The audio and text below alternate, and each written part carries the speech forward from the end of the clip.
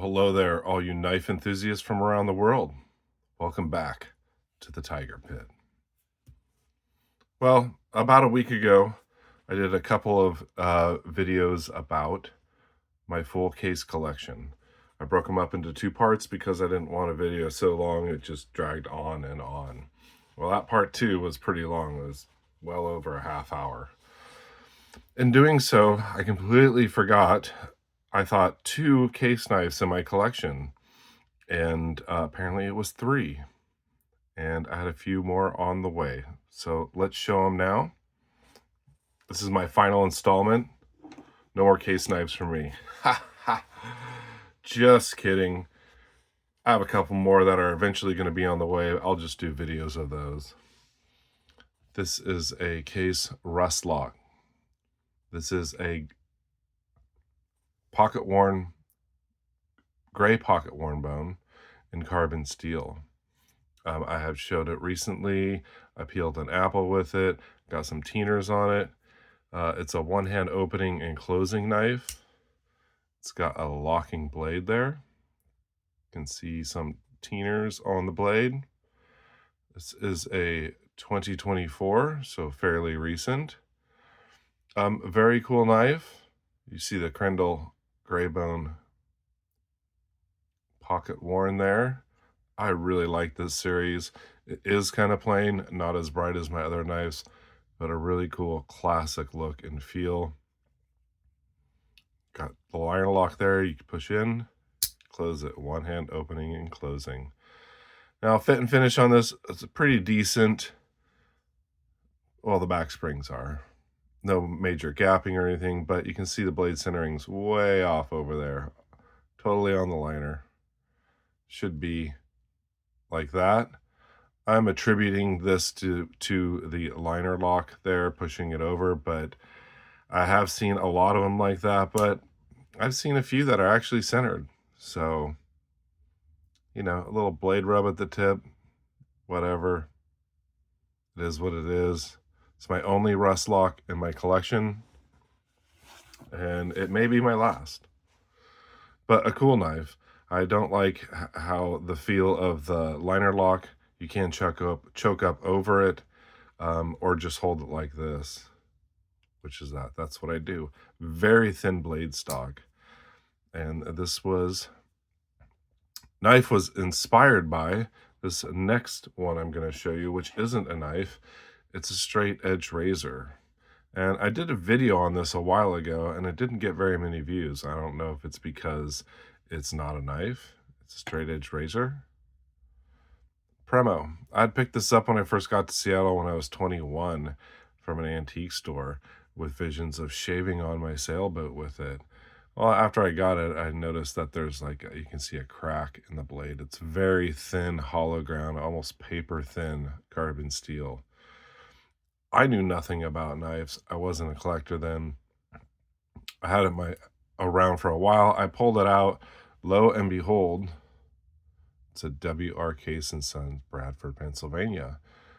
Well, in dating this, I reached out to Gunslinger Cal, and he was a great help. Turns out it's from between 1905 and 1914, which blows my mind because this kind of celluloid handle material is absolutely perfect. Has not gassed off at all. If it is celluloid, maybe it's something else. I love the striping in it. It's a cool piece. And they kind of based the rust lock off of that because of their history with straight edge razor. Very cool piece. Well, I can't believe I had forgotten this one. I got it for my 50th birthday. This is the baby Butterbean, and it is in genuine stag from 1998. It is a my only case select. It was a gift for my 50th birthday present. You can see some pitting on the blade up there. It's got a long pull. It is the size of a peanut. It is like 2 3/4 inches long. Very cool to have in my collection. This technically is my first case canoe. And whereas they're not called a canoe, they're called a baby Butterbean. It's a canoe. It's just a baby canoe. So very cool piece. Cannot believe I forgot it. Well, on that note, this was my second canoe. My first canoe was a Queen Chinese made, but this is my first case. I went out and finally got my first case full-size canoe. This is the Amberbone Peach Seeds series in carbon steel. Now these are generally like $80, which is not a bad deal. Case canoes can be kind of pricey. They're very nice though. That you can see it has the laser etching of an Indian in a canoe on the front. I don't know if I'm going to have this teener up. It might hide that, but it is carbon steel. One of the reasons I got it. I have been wanting to expand my Amberbone series. Great snap. Look at how thin the back springs are. And look at how thin the blade stock is. I guess, I mean, I could compare it to the Butterbean. Let's compare it to just a mini Copperlock. Mini Copperlock has a thicker blade stock than this canoe. And they probably do that for sliceability and for thinness in the pocket, because it is a thin carry. It's about 3 5/8 inches long, but beautiful Amberbone.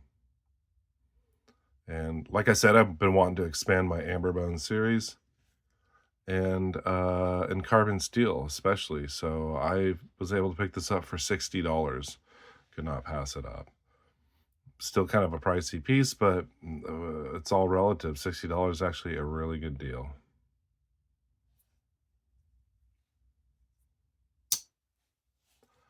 Well, I finally got it. My second 2023 vault pattern, the Small Congress. You saw my green and black micarta one and 2 blades, and I wanted to pick this one up. This is the gray bone. Like this, but you can see this almost looks a little bit more bluish, which is kind of cool. All the gray bones I have are different, which makes them very unique. Carbon steel. I wanted to pick up a carbon steel Congress. I'll probably get some patinas on it. I don't know what I'm going to slice to get some patinas. Maybe some cherry tomatoes. This teeny blade. And that's not even the teeniest blade. The pen blade is. Very cool.